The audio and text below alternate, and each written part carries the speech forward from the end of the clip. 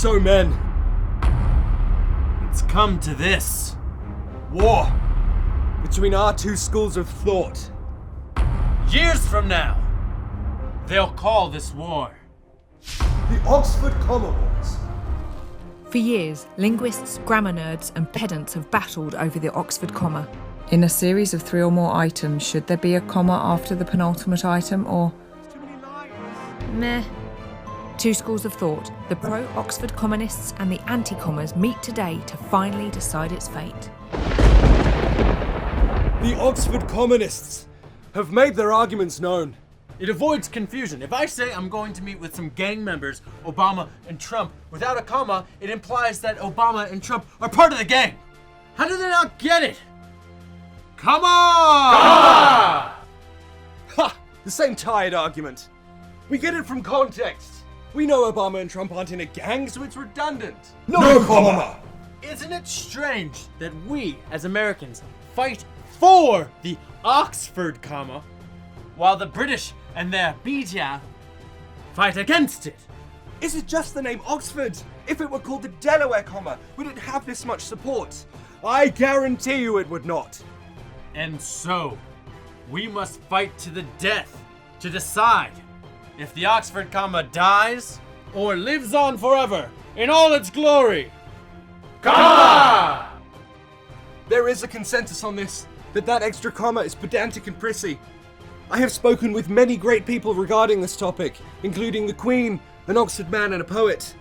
Ha! You're saying the Queen is an Oxford man and a poet? Even with that Oxford comma there, the previous comma doesn't necessarily stop the Queen from being an Oxford man. Enough! Now we settle this. Prepare to die, Oxford Communist. Actually, sir, I didn't agree to come and fight, so I need to leave.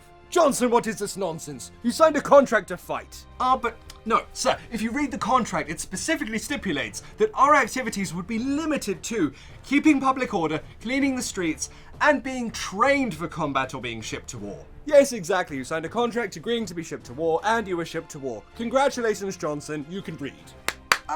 No. See, in that clause, it specifically states training for combat or being shipped to war. I only signed up for training, not actual war.